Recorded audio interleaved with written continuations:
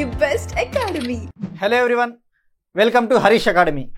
Current అఫైర్స్లో భాగంగా each and every టాపిక్ను ఈరోజు మనం డీటెయిల్గా డిస్కస్ చేసుకుందాం. ఇవాళ మన first topic mobile world congress 2025. Mobile world congress 2025 conference స్పెయిన్లోని బార్సిలోనాలో మొదలైంది. మార్చ్ 3, 2025 మొదలైంది. ఈ కాన్ఫరెన్స్ మార్చ్ 3 నుంచి 6 వరకు జరగబోతా ఉంది. ఈ కాన్ఫరెన్స్ ముఖ్య ఉద్దేశం ఏంటి అంటే ప్రపంచవ్యాప్తంగా ఉన్న టెలికాం సెక్టార్ను అభివృద్ధి చేయడము దీని ముఖ్య ఉద్దేశం. దీని ప్రాముఖ్యత ఇంకోటి ఏంటి అంటే ఇది ప్రపంచంలోనే అతిపెద్ద మొబైల్ ఇండస్ట్రీ ట్రేడ్ షో అని చెప్పవచ్చు. ఇది 9th ఎడిషన్, 9వ ఎడిషన్. దీన్ని ఎవరు నిర్వహిస్తూ ఉన్నారు అంటే GSMA, global system for mobile communications and association, GSMA నిర్వహిస్తుంది. ఈ GSMA ఏంటి అంటే మొబైల్ ఇండస్ట్రీ బాడీకి ఇది ఒక హెడ్ అని చెప్పవచ్చు. థీమ్ ఏంటి 2025? థీమ్ వచ్చేసి కన్వర్జ్, కనెక్ట్, క్రియేట్. ఇటువంటివి మనం ఎందుకు చదవాలి అంటే కాన్ఫరెన్సెస్, మొబైల్ వరల్డ్ కాంగ్రెస్ ఇలాంటివి ఎందుకు చదవాలి అంటే ఇండియా 2030 కల్లా 6G సేవలను అందుబాటులోకి తీసుకురావాలి అనుకుంటా ఉంది. ఆ ప్రాసెస్లో భాగంగా టెలికాం సెక్టార్ను అభివృద్ధి చేయాలనుకుంటుంది. సో ఈ పాయింట్ ఆఫ్ వ్యూలో మొబైల్ వరల్డ్ కాంగ్రెస్ 2025 కాన్ఫరెన్సు స్పెయిన్లో జరిగిందన్న విషయం గుర్తుంచుకోవాలి. భారతదేశం తరపున union minister for communication Shri Jyotiraditya Scindia గారు పాల్గొన్నారు. So this is about mobile world congress 2025 conference. Next one, ultra slim solar laptop. Electronics దిగ్గజం కంపెనీ లెనోవా ప్రపంచంలోనే మొట్టమొదటి అల్ట్రా స్లిమ్ సోలార్ ఆధారిత పర్సనల్ కంప్యూటర్ని లాంచ్ చేసింది. ఈ సోలార్ ల్యాప్టాప్ ప్రాముఖ్యత ఏంటి అంటే, సిగ్నిఫికెన్స్ ఏంటంటే దీన్ని 20 నిమిషాలు సోలార్ ఛార్జింగ్ పెడితే కంటిన్యూస్గా 1 అవర్ నిరంతరాయంగా దీన్ని వాడుకోవచ్చు. మరి లెనోవా కంపెనీ ఈ సోలార్ ల్యాప్టాప్ని ఎక్కడ ఆవిష్కరించింది అంటే మనం ఇందాక చెప్పుకున్నాం కదా, మొబైల్ వరల్డ్ కాంగ్రెస్ 2025. ఈ కాన్ఫరెన్స్లో భాగంగా ఈ లెనోవా కంపెనీ ఆవిష్కరించింది. ఈ లెనోవా ఇలాంటి కంపెనీలే కాదు, లెనోవా, శాంసంగ్, గూగుల్, LG ఇటువంటి పెద్ద పెద్ద మొబైల్ కంపెనీలన్నీ కూడా మొబైల్ వరల్డ్ కాంగ్రెస్ 2025 కాన్ఫరెన్స్లో పాల్గొన్నాయి. సో ఇటువంటిది మనకు డెఫినెట్లీ గుర్తుంచుకోవాలి. ప్రపంచంలోనే మొట్టమొదటి అల్ట్రా స్లిమ్ సోలార్ బేస్డ్ ఆధారిత laptop. Next topic, MP LADS పథకం కింద విడుదల చేసే నిధులకు సంబంధించిన రిపోర్టు. MP ల్యాడ్స్ పథకం అంటే ఏంటి? Members of parliament local area development scheme. ఈ స్కీమ్ కింద కేంద్ర ప్రభుత్వం ఏటా 5 కోట్లు నిధులు విడుదల చేస్తుంది ప్రతి మెంబర్ ఆఫ్ పార్లమెంట్ కాన్స్టిట్యుయెన్సీకి. అయితే ఈ రిపోర్ట్ ఏమని చెప్తా ఉంది అంటే అఫీషియల్ డేటా 17వ లోక్సభ కాలానికి సంబంధించి 2019 నుంచి 2024 కాలం మధ్య MP ల్యాడ్స్ పథకం కింద విడుదల చేసిన నిధులు కేవలం 4,510 కోట్లు విడుదల చేసిందట. ఇది 16వ లోక్సభ కాలంతో పోల్చుకుంటే సుమారుగా 65% నిధులు తగ్గాయి. 16వ లోక్సభ కాలంలో సుమారుగా 13,000 కోట్లు ఈ MP ల్యాడ్స్ పథకం కింద విడుదల చేస్తే 17వ లోక్సభ కాలానికి వచ్చేసి అప్రాక్సిమేట్లీ 4,510 కోట్లు విడుదల చేశారు. 65% తగ్గింది. మరి దీనికి కారణం ఏమని చెప్పింది అంటే కరోనా కారణంగా, ముఖ్యంగా 2020, 21, 22 కాలం మధ్య ఈ MP ల్యాడ్స్ స్కీమ్ అనేది సస్పెండ్ చేశారు అప్పుడు. సో అందుకు నిధులు విడుదల తగ్గింది. ఎగ్జామ్ పాయింట్ ఆఫ్ వ్యూలో ఈ 4,510 కోట్లకు గాను భారతదేశంలోని ఏ రాష్ట్రాలు అత్యధికంగా నిధులు పొందాయి తెలుసుకోవాలి. MP ల్యాడ్స్ పథకం కింద ఉత్తరప్రదేశ్ 790 కోట్లు సుమారుగా ఈ పథకం కింద పొందింది. సెకండ్ మహారాష్ట్ర అత్యధికంగా ఈ పథకం కింద నిధులు పొందింది ఈ 17వ లోక్సభ కాలం పీరియడ్లో. థర్డ్ వచ్చేసి వెస్ట్ బెంగాల్ నిధులు పొందింది ఎక్కువగా. ఇక బాటమ్ 5 స్టేట్స్ తీసుకుంటే బాటమ్ 5 స్టేట్స్లో ఢిల్లీ అత్యల్పంగా ఎంపీ ల్యాడ్స్ పథకం కింద నిధులు పొందింది. ఈ బాటమ్ 5 స్టేట్స్లో తెలుగు రాష్ట్రమైన తెలంగాణ కూడా ఉంది. ఈ తెలంగాణ కూడా కేవలం 120 కోట్లు మాత్రమే ఎంపీ ల్యాడ్స్ పథకం కింద నిధులు పొందింది ఈ 17వ లోక్సభ కాలం పీరియడ్లో. సో మనకేంటంటే ఈ పథకం కింద టాప్ 3 స్టేట్స్ ఏవి నిధులు పొందాయి, బాటంలో ఏ ఉన్నాయో తెలుసుకోవాలి. ఇప్పుడు ఎంపీ ల్యాడ్స్ పథకం అంటే ఏంటి? ఎంపీ ల్యాడ్స్ పథకం కింద ప్రతి ఏటా 5 కోట్లు విడుదల చేయడం జరుగుతుంది సెంట్రల్ గవర్నమెంటు. ప్రతి ఎంపీ కాన్స్టిట్యుయెన్సీకి 5 కోట్లు విడుదల చేస్తారు ఆ నియోజకవర్గ అభివృద్ధి కోసం, ఆ ఎంపీ కాన్స్టిట్యుయెన్సీ అభివృద్ధి కోసం. మరి ఆ నిధులను ఎవరు వినియోగిస్తారు? District collectorates, district authorities. అయితే ఈ నిధులను ఏ ప్రాజెక్టులకి, ఏ పనులకు కేటాయించాలో ఆ బాధ్యత మాత్రము వీళ్ళు తీసుకుంటారు. ఎంపీ ఐడెంటిఫై చేస్తాడు. ఒక 11 సెక్టార్లకు సంబంధించి ఈ ప్రాజెక్టు చేస్తే బాగుంటుంది అనేసి. కానీ ఫైనల్గా ఆ నిధుల వినియోగం వచ్చేసి డిస్ట్రిక్ట్ అథారిటీస్తో ఉంటుంది. So this is about MP LADS scheme and funds allocated during 17th Lok Sabha period. Next one, నిన్న మనము టెస్లా భారతదేశంలో తన తొలి షోరూమ్ను ముంబైలో ఏర్పాటు చేయబోతా ఉందని తెలుసుకున్నాము. ఎలాన్ మస్క్కు చెందిన కంపెనీ. ఆ ఎలాన్ మస్క్కు సంబంధించిన XAI company, X artificial intelligence company విడుదల చేసిన కృత్రిమ మేధ ఆధారిత, ఆర్టిఫిషియల్ ఇంటెలిజెన్స్ ఆధారిత చాట్ బాట్ ఏదో మనము నిన్న తెలుసుకున్నాం. ఎలాన్ మస్క్ గురించి తెలుసుకున్నాం. ఆయన కంపెనీ రిలీజ్ చేసిన AI చాట్ బాట్ ఏదో తెలుసుకున్నాం. ఆ చాట్ బాట్ నేమ్ను కామెంట్ సెక్షన్లో తెలియజేయండి. అలానే నిన్న అడిగిన question, centre for the science and environment నివేదిక ప్రకారము సుస్థిరాభివృద్ధి లక్ష్యాల ప్లేస్లో భారతదేశం ఎన్నో ప్లేస్లో ఉంది? SDG గోల్స్ సాధనలో ప్రపంచంలో భారతదేశం ఏ స్థానంలో ఉందని కూడా తెలుసుకున్నాం. ర్యాంక్ వచ్చేసి నిన్నటి దానికి 109th ర్యాంక్. చాలామంది కామెంట్ సెక్షన్లో కరెక్ట్గా చేశారు. సో దానికి ఆన్సర్ నిన్నటి క్వశ్చన్కి 109. Next topic, prime minister Narendra Modi తన గుజరాత్ పర్యటనలో భాగంగా గిర్ నేషనల్ పార్క్ని సందర్శించాడు. గిర్ నేషనల్ పార్క్ గుజరాత్లో ఉంది. మరి దీని ప్రాముఖ్యత ఏంటి? ప్రపంచంలో ఆసియాటిక్ లయన్స్ను కలిగి ఉన్న ఏకైక నేషనల్ పార్క్ అని చెప్పవచ్చు. అలానే నరేంద్ర మోడీ 47 మంది సభ్యులు కల నేషనల్ బోర్డ్ వైల్డ్ లైఫ్కి అధ్యక్షత వహించి కొన్ని కీలకమైన నిర్ణయాలు తీసుకోవడం జరిగింది. అలానే కొన్ని రిపోర్ట్లు కూడా విడుదల చేయడం జరిగింది. అటువంటిదే ఒక రిపోర్టు భారతదేశంలోని డాల్ఫిన్స్ పైన తొలిసారిగా ఒక రిపోర్ట్ను విడుదల చేయడం జరిగింది. ఆ రిపోర్టు ప్రకారము భారతదేశంలో డాల్ఫిన్లు 6,324 డాల్ఫిన్లు ఉన్నట్టు తేలింది. 8 రాష్ట్రాలలోని 28 నదులలో చేసిన సర్వే ప్రకారం 2021 నుండి 2023 మధ్య చేసిన సర్వే ప్రకారము భారతదేశంలో డాల్ఫిన్లు 6,324 ఉన్నట్టు తేలింది. అత్యధికంగా డాల్ఫిన్లు ఏ రాష్ట్రంలో ఉన్నాయంటే ఈ రిపోర్టు ప్రకారము ఉత్తరప్రదేశ్లో అత్యధికంగా డాల్ఫిన్లు ఉన్నట్టు తేలింది.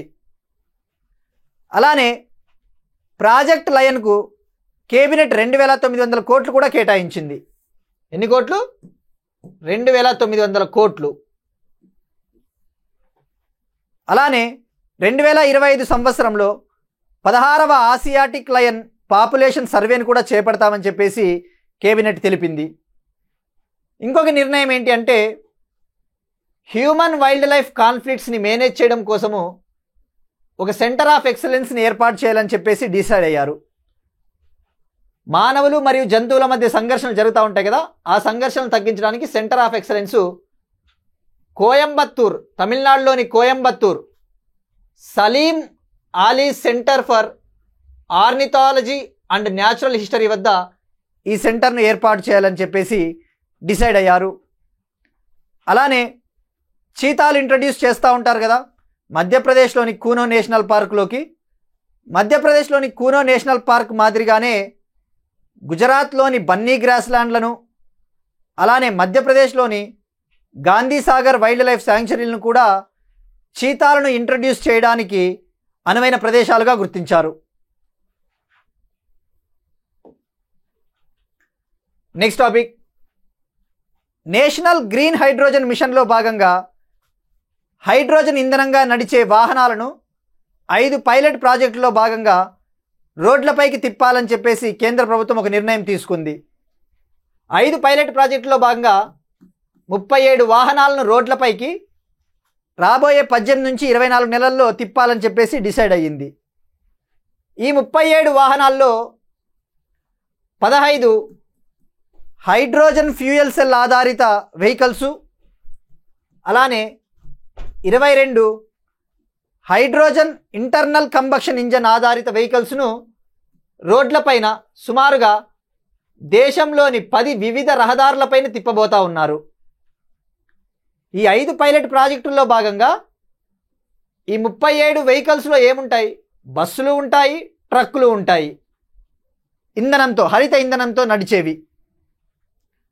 మరి ఈ ప్రాజెక్టును ఎవరికి అప్పగించారు అంటే Tata Motors, Reliance company, Ashok Leyland, HPCL ఇటువంటి సంస్థలకు కేటాయించడం జరిగింది. ఈ పైలట్ ప్రాజెక్ట్ కోసము కేంద్ర ప్రభుత్వము 208 కోట్లు కేటాయించింది.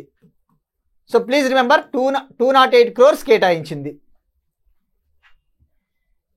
ఈ పైలట్ ప్రాజెక్టులో భాగంగా అలానే ఆ 37 వాహనాలతో పాటు 9 హైడ్రోజన్ రీఫ్యూయలింగ్ స్టేషన్లను కూడా ఏర్పాటు చేయబోతా ఉన్నారు.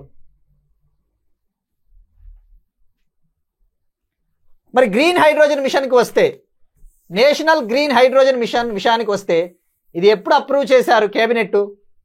2023 సంవత్సరంలో నేషనల్ గ్రీన్ హైడ్రోజన్ మిషన్కి ఆమోదం తెలపడం జరిగింది.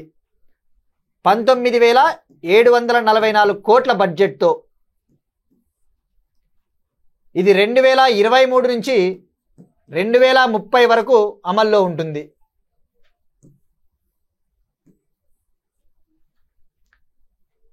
సో ఇలాంటివన్నీ గుర్తుపెట్టుకోవాలి. నేషనల్ హైడ్రోజన్ మిషన్ గురించి చదివేటప్పుడు ఈ పైలట్ ప్రాజెక్టుకు కేటాయించిన బడ్జెట్ ఎంత, అలానే వాటి పూర్వాపరాలు కూడా, నేషనల్ గ్రీన్ హైడ్రోజన్ మిషన్కి ఎంత కేటాయించారో కూడా తెలుసుకోవాలి.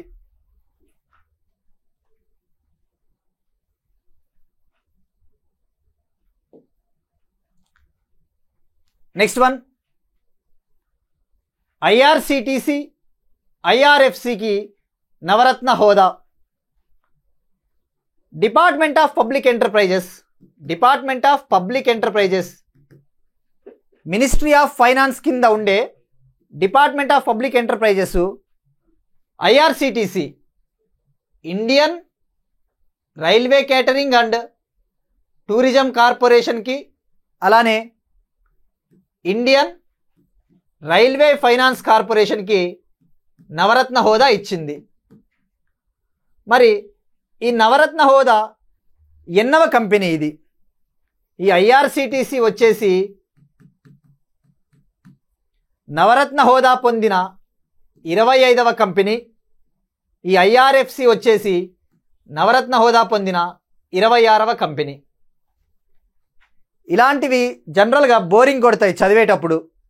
బిజినెస్ పేజ్లో ఇలాంటివి చదివేటప్పుడు బోర్ కొడుతుంది. కానీ డెఫినెట్లీ ఈ నవరత్న కంపెనీల గురించి, మినీ రత్న కంపెనీల గురించి, మహారత్న కంపెనీల గురించి తెలుసుకోవాలి. ఎందుకంటే మీరు అబ్జర్వ్ చేస్తే గతంలో ఎస్పెషల్లీ ఆంధ్రప్రదేశ్ సంబంధించి ఆంధ్రప్రదేశ్ ఎగ్జామ్లో IREDA, Indian renewable energy development agency company ఏ హోదాను కలిగి ఉందని చెప్పేసి ఆప్షన్స్లో ఇచ్చాడు. నవరత్న హోదా, మహారత్న హోదా అన్నట్టు. సో డెఫినెట్లీ మనకు ఏ కంపెనీ ఏ హోదా కలిగి ఉందో తెలుసుకోవాలి వార్తల్లో నిలిచినప్పుడు. 25వ కంపెనీ IRCTC, 26వ కంపెనీ IRFC. మరి నవరత్న కంపెనీలు ఇంకా భారతదేశంలో ఇలాంటివి ఎగ్జాంపుల్స్ తెలుసుకోవాలి. ఎగ్జాంపుల్స్ వచ్చేసి నవరత్న కంపెనీలకి Bharat electronics limited, Hindustan aeronautics limited, Indian renewable energy development agency, Vizag steel plant, SECI solar energy corporation of India limited. ఇది చాలా ఇంపార్టెంట్. సెకీకి ఈ మధ్యనే ఆగస్ట్ 2024లో సెకీకి నవరత్న హోదా లభించింది. ఎందుకు తెలుసుకోవాలంటే సెకీ గురించి ఇటీవలే అదానీ డీల్స్ విషయంలో సెకీ తీవ్రమైన కరప్షన్ ఆరోపణలు ఎదుర్కొంది. అవినీతి ఆరోపణలు. పవర్ పర్చేసింగ్ డీల్స్లో సెకీ అధికారులు అవినీతికి పాల్పడ్డారు అని చెప్పేసి ఆరోపణలు ఎదుర్కొంది. సో ఇక్కడ గుర్తుంచుకోండి, సెకీ కూడా నవరత్న కంపెనీ. మరి నవరత్న కంపెనీలను ఎలా క్లాసిఫై చేస్తారు? నవరత్న కంపెనీల్ని కంపెనీల పనితీరు, అలానే కంపెనీల యాన్యువల్ టర్నోవర్, కంపెనీల వార్షిక ఆదాయాన్ని బేస్ చేసుకొని క్లాసిఫై చేస్తారు. So this is about Navratna companies. Next one, passport జారీ నిబంధనలకు సంబంధించి విదేశాంగ శాఖ కొన్ని కీలకమైన సంస్కరణలు తీసుకొచ్చింది. ఎవరైతే పాస్పోర్ట్ పొందాలి అనుకుంటున్నారో, ముఖ్యంగా ఎవరైతే 2023 అక్టోబర్ 1 లేదా అక్టోబర్ 1 తర్వాత జన్మించిన చిన్నారులు ఎవరైతే ఇండియన్ పాస్పోర్ట్ పొందాలి అనుకుంటున్నారో వాళ్ళు ఒక ప్రూఫ్గా, బర్త్ ప్రూఫ్గా డెఫినెట్లీ బర్త్ సర్టిఫికేట్, జనన ధృవీకరణ పత్రాన్ని సమర్పించాల్సిందే అని చెప్పేసి కేంద్ర విదేశాంగ వ్యవహారాల మంత్రిత్వ శాఖ తెలిపింది. మరి 2023 అక్టోబర్ 1 కంటే ముందు పుట్టిన వాళ్ళు పాస్పోర్ట్ పొందాలి అంటే వాళ్ళు ఆ బర్త్ సర్టిఫికేట్ని తప్పనిసరిగా సమర్పించాలి అనేమీ లేదు అని చెప్పేసి విదేశాంగ వ్యవహారాల మంత్రిత్వ శాఖ తెలిపింది. నెక్స్ట్ వన్, స్పోర్ట్స్ గురించి. ఫ్రాన్స్లో జరిగిన కేన్స్ ఇంటర్నేషనల్ చెస్ టైటిల్ను భారత గ్రాండ్ మాస్టర్ పాయినియన్ గెలుచుకున్నాడు. భారత గ్రాండ్ మాస్టర్ పాయినియన్ గెలుచుకున్నాడు.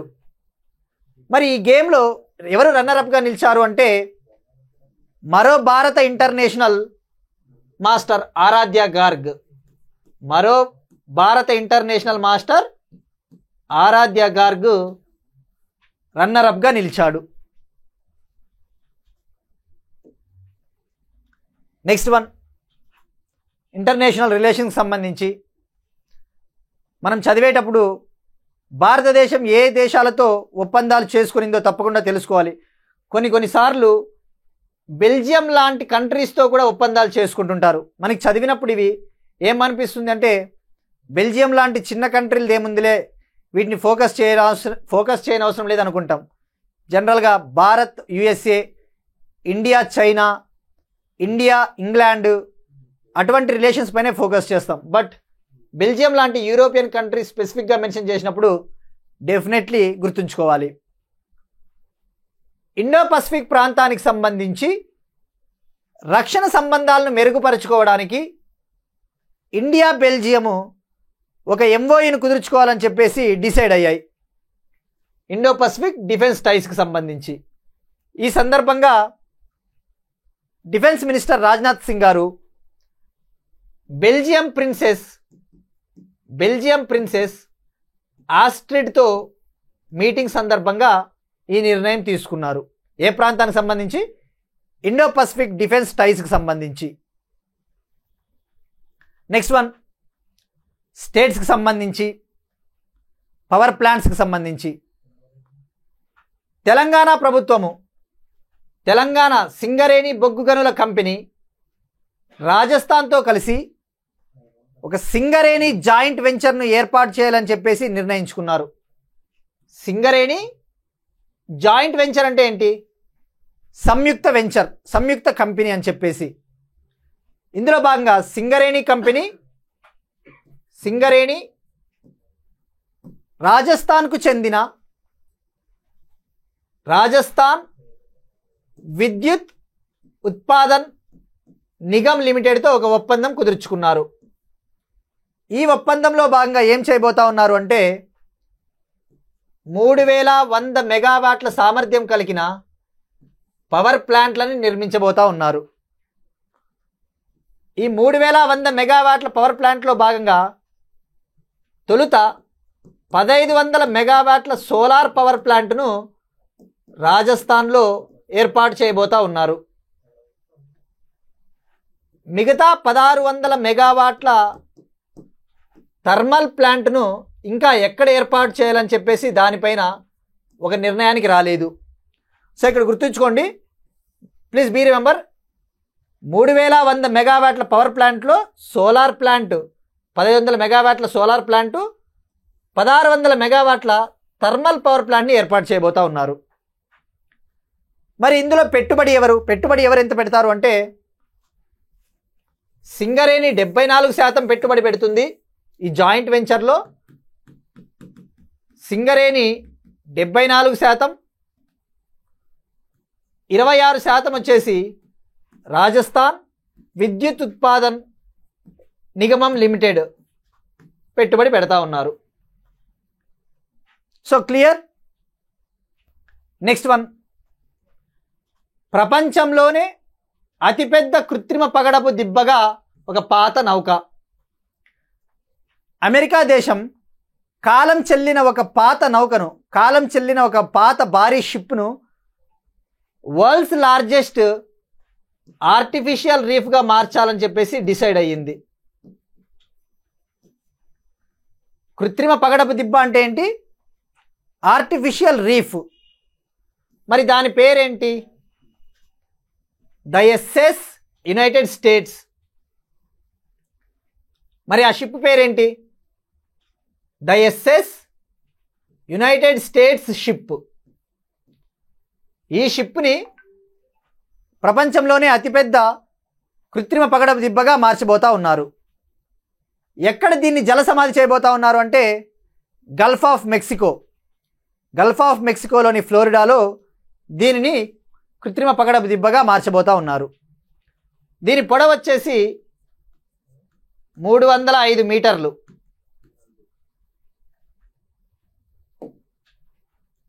నెక్స్ట్ వన్, స్పోర్ట్స్కి సంబంధించి మార్చి 11న ప్రపంచ పారా అథ్లెటిక్స్ ఛాంపియన్షిప్ ప్రారంభం కాబోతా ఉందట. ఎక్కడ ప్రారంభం కాబోతా ఉందంటే ఢిల్లీలో ప్రారంభం కాబోతా ఉంది.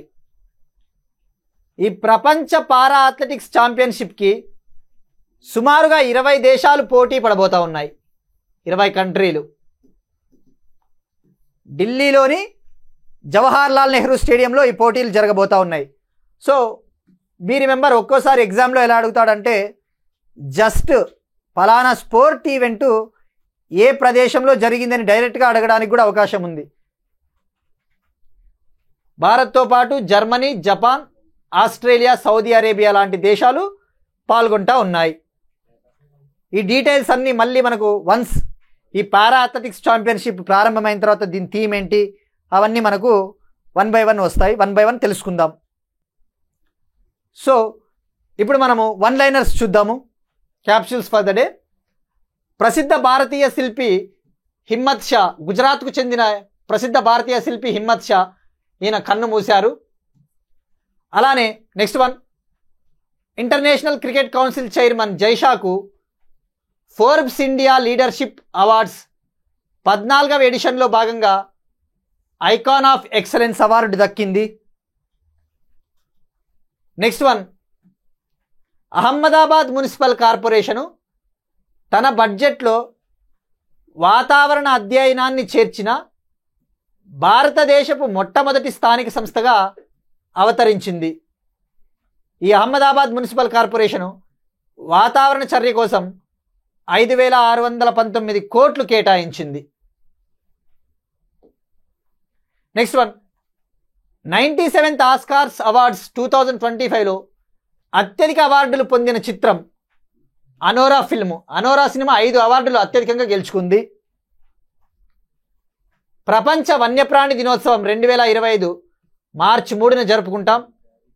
ఈ సంవత్సరం థీమ్ 2025 వచ్చేసి wildlife conservation finance, investing in people and planet.